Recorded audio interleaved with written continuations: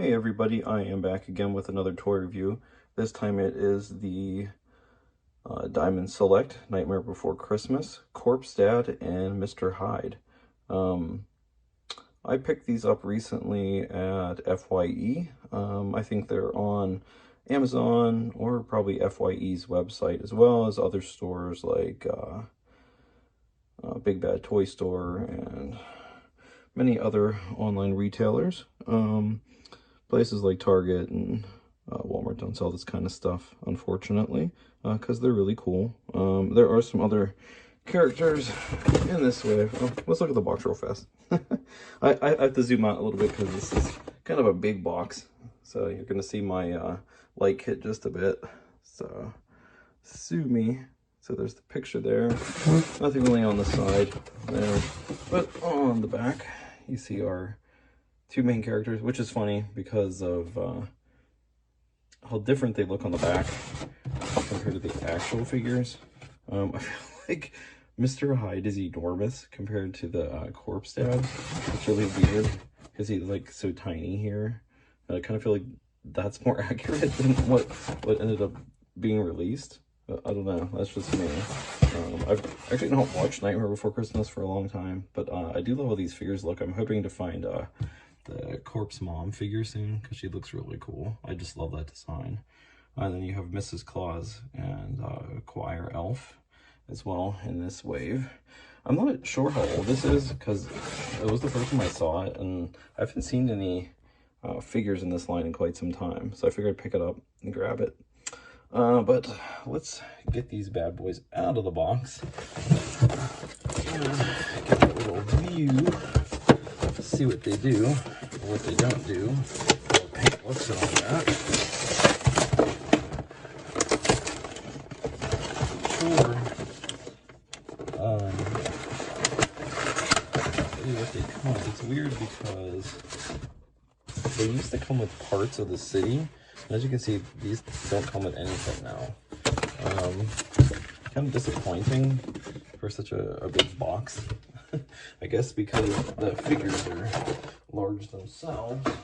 It does come with this little pamphlet here. It shows some other figures in the line, which have already been released, many of which I have myself. And there's like mini mates and some dolls and stuff on the back there. Nothing too exciting, nothing new. These have my arch nemesis, the twist tie. They don't look too bad though. Bear with me on this one, guys. Let's get this all out.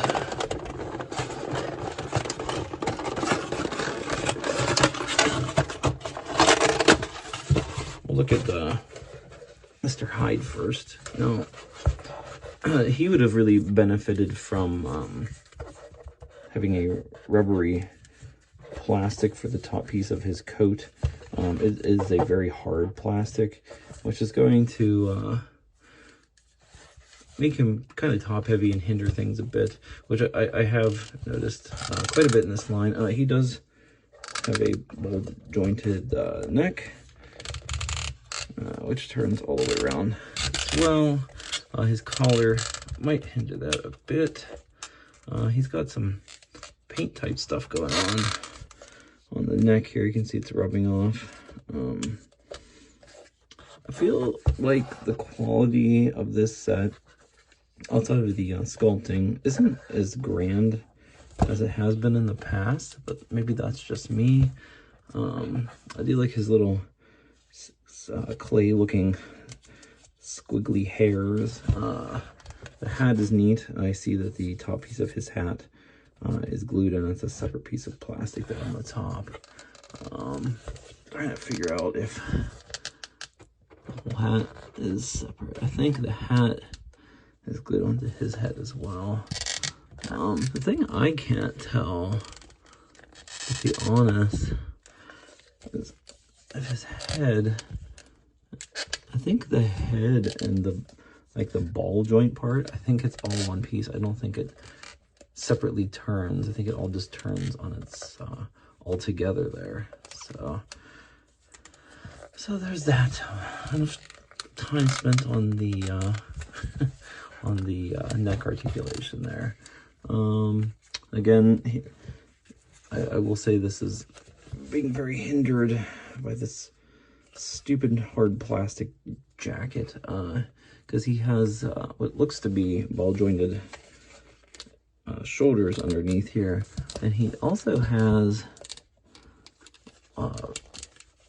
elbow articulation, which really sucks because you really can't do too much with it.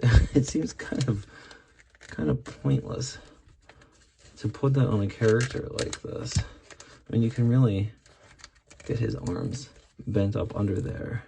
But I don't know. I guess maybe they get a wider range of motion underneath his coat. His hands are a soft rubbery plastic, which is what this is. See how rubbery that is? So squishy. That's what this should have been made out of. Let's see. Woo! Almost dropped my kit here. Let's see. This looks like just a standard plug-in wrist. I can't tell.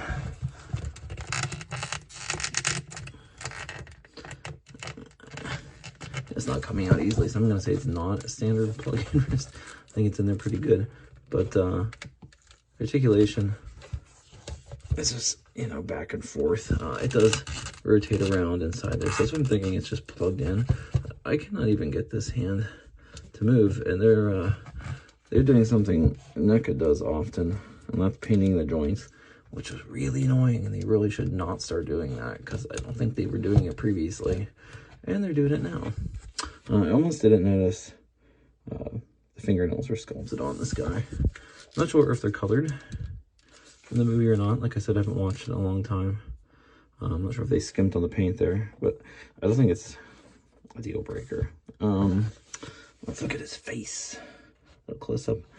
He's got a little bit of like a jaundicey look in his eyes there. You see how there's like a yellow going on. There's some paint mess up on the side of his face there. Some little goop right there. The lips are painted pretty nice.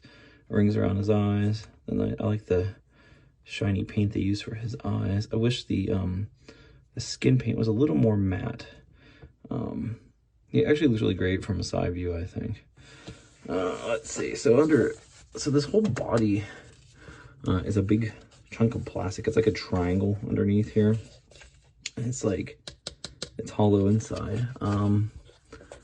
So the legs just kind of move in a circular motion because they are definitely plugged into this triangular body.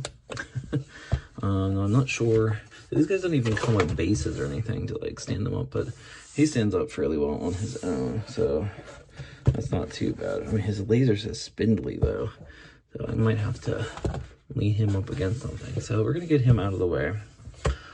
We're gonna get into the Corpse Dad, not to be confused with the Corpse Bride.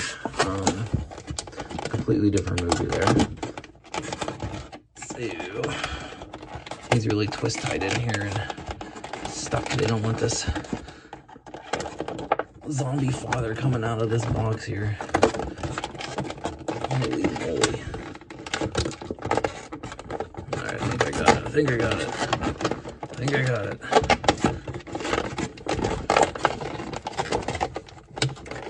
Okay, holy shit, people, stop using twist ties. That's a pain in the ass. Really obnoxious. There we go. Okay.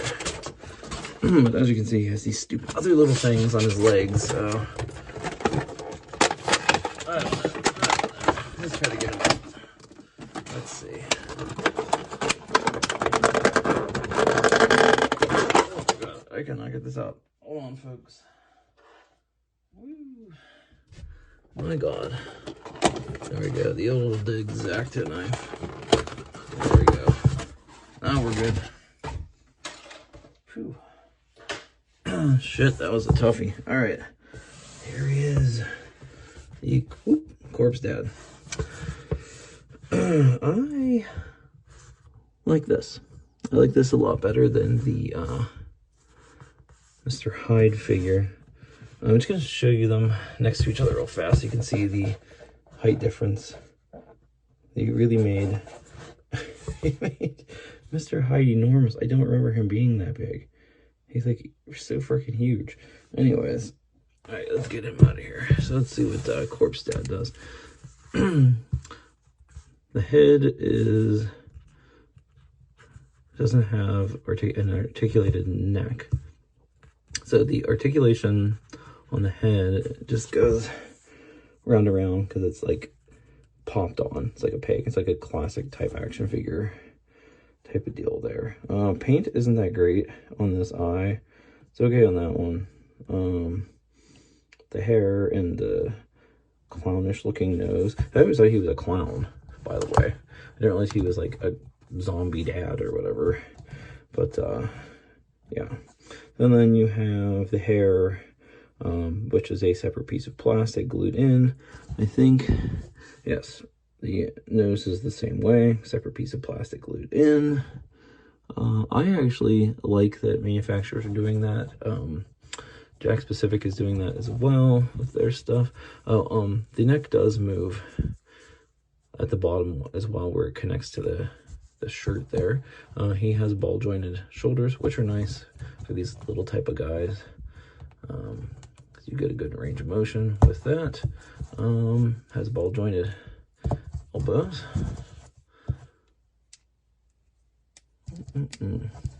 These are tiny little joints. I'm so afraid of breaking them. The Muppets figures had even tinier joints. Jack's skeleton joints are like this too, and then they flip the other way around. So that's pretty cool. Typical hand articulation for figure. Nothing too special. I see they are pegged in. That's what I wanted to see with Mr. Hyde, but these are a lot easier to get out. Now if I can get them back in without breaking them. So there's that. It's the same. Both sides. They're doing the same thing on this figure, I think. Oh, no. Nope, they didn't paint the joints on this guy. But I'm glad they didn't. He does have waist articulation. It does rotate all the way around. He's got some oldie skull leg articulation for his big baggy clumpy feet. Not sure what's going on with his feet here. It's a really wild design. He looks like he's wearing some Jenkos or something. So there is that.